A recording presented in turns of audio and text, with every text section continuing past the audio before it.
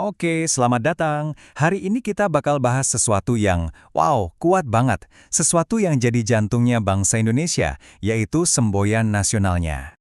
Coba dilihat sapu lidi ini. Kelihatannya sepele ya kan? Tapi, di balik benda sederhana ini, ada sebuah filosofi yang menyatukan lebih dari 270 juta orang. Keren kan? Nah, sekarang bayangin kita ambil satu lidi aja dari sapu itu. Terus kita coba patahin. Apa yang terjadi? Gampang banget kan? Nggak perlu tenaga sama sekali. Tapi, gimana kalau kita coba patahin seluruh sapu ini pas semua lidinya diikat kenceng? Wah, susah banget. Hampir mustahil kan? Kekuatannya jadi berkali-kali lipat.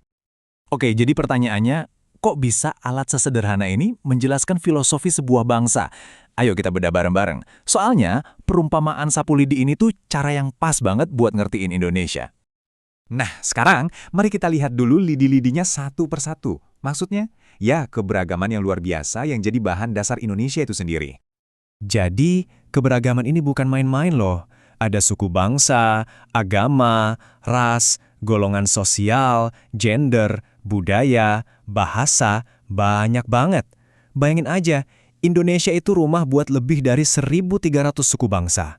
Ratusan bahasa, 6 agama resmi, itu belum termasuk kepercayaan lokal. Semuanya tersebar di ribuan pulau.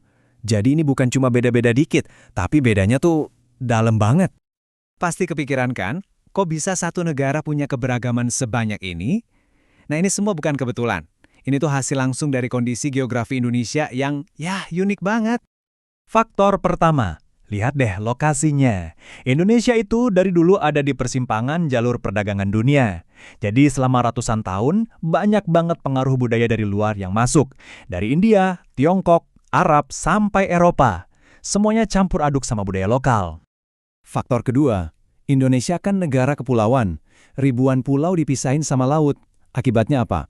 Ya, setiap komunitas di pulau-pulau itu jadi berkembang sendiri-sendiri. Budayanya, bahasanya, tradisinya, jadi beda-beda. Makanya jadi kayak mozaik budaya yang kaya banget.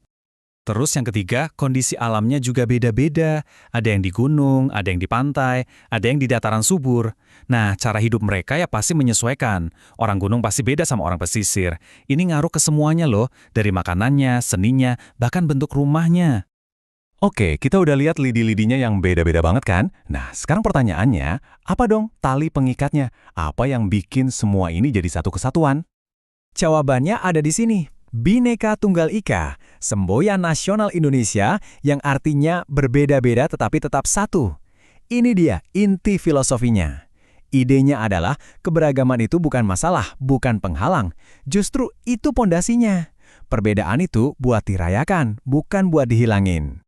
Dan persatuan ini nggak datang tiba-tiba loh. Ini adalah sebuah proses panjang.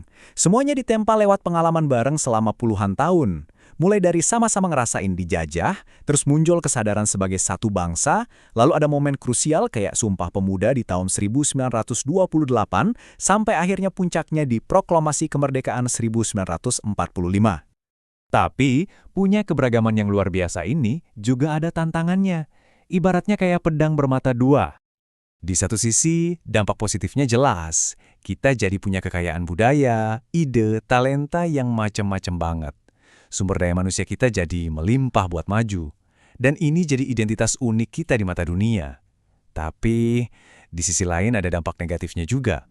Ada potensi konflik, bisa muncul bibit-bibit intoleransi, dan kalau salah kelola, bisa mengancam keutuhan bangsa. Makanya penting banget buat ingat prinsip ini. Perbedaan dalam keberagaman bukanlah untuk dijadikan alasan perpecahan atau permusuhan. Intinya, perbedaan itu harusnya jadi jembatan, bukan tembok pemisah. Jadi, gimana cara kita menjaga persatuan ini? Nah, kuncinya adalah persatuan itu butuh usaha. Nggak bisa diam aja. Ada 3 langkah. Pertama, kita harus saling menghargai. Hargai tradisi, keyakinan, dan pandangan orang lain yang beda. Kedua, bangun hubungan. Jangan cuma bergaul sama yang sama aja. Coba deh kenalan sama orang dari latar belakang beda. Dan ketiga, kerjasama. Gotong royong bareng-bareng buat kebaikan bersama. Ini adalah pekerjaan yang nggak ada habisnya. Oke, untuk menutup pembahasan kita kali ini, yuk kita balik lagi ke metafora sapu lidi tadi, dan kita lihat makna yang lebih dalamnya. Ingat kan? Sehelai lidi itu gampang patah, tapi kalau diikat jadi satu, jadi kuat banget. Sama kayak sapu lidi. Kekuatan sebuah bangsa itu datang dari kemampuannya mengikat semua bagiannya yang beragam jadi satu kesatuan yang utuh dan berfungsi. Dan ini nih pesan utamanya. Dalam persatuan, kita itu nggak jadi sama semua. Identitas kita nggak hilang. Justru sebaliknya, kita diberdayakan. Tujuan bersatu itu bukan buat menyeragamkan, tapi buat menggabungkan kekuatan kita yang unik-unik itu, supaya bisa mencapai hal-hal hebat yang nggak mungkin kita capai sendirian. Nah, sebagai penutup, saya mau kasih satu pertanyaan buat Anda renungkan. Coba deh, terapkan pelajaran sapu lidi ini di lingkungan Anda sendiri. Apa sih yang jadi tali pengikat di komunitas Anda? Apa yang bikin Anda semua jadi lebih kuat kalau bareng-bareng?